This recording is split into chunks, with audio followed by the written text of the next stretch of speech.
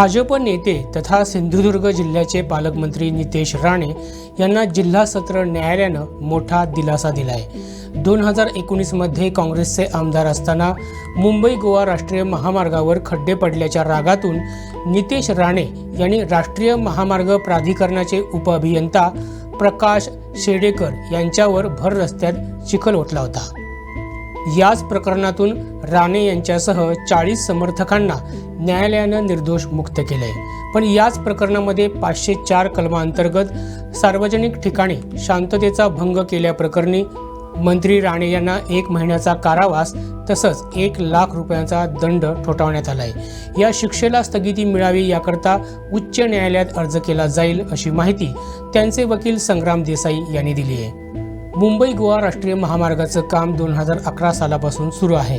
अजून ते पूर्णत्वास गेलेलं नाहीये। जिथं काम झाल्यासारखं वाटतं तिथं देखील अनेक ठिकाणी खड्डे पडलेत। याच खड्ड्यातून प्रवास करता करता कोकणवासियांची हाडं खिळखिळी बनली आहेत। याच रागातून 4 जुलै 2019 रोजी तत्कालीन काँग्रेस आमदार नितेश राणे यांनी कार्यकर्त्यांसोबत जाऊन राष्ट्रीय महामार्ग प्राधिकरणाचे उपअभियंता प्रकाश रेडकर यांना जाब विचारला होता।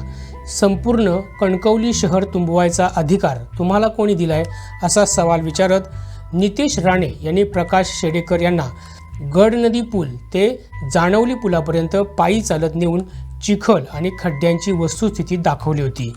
सर्वसामान्य जनता रोज जो चिखल मार सहन करते तो तुम्ही पण आज अनुभवा असं म्हणत त्यांच्या डोक्यावर चिखलाच्या बादल्या ओतल्या होत्या। याच प्रकरणातून आता न्यायालयानं राणे यांच्यासह त्यांच्या कार्यकर्त्यांना निर्दोष मुक्त केले। जी घटना घडली त्या संदर्भात नितेश राणे यांच्या विरुद्ध भारतीय दंडविधान कलम 353, 332, 504, 506 सह इतर सेक्शनखाली गुन्हा दाखल झाला होता। त्या संदर्भात कणकवली पोलिसांनी तपास करून त्यांच्याविरुद्ध दोषारोपपत्र दाखल केलं होतं आणि त्या संदर्भातील खटला ह्या न्यायालयात चालला आणि न्यायालयाने आज निकाल देऊन 353, 332 सह 506 आणि इतर सर्व गुन्ह्याखाली नितेश राणे आणि त्यांच्यासोबत जे इतर आरोपी होते यांची सर्वांची निर्दोष मुक्तता केलेली आहे।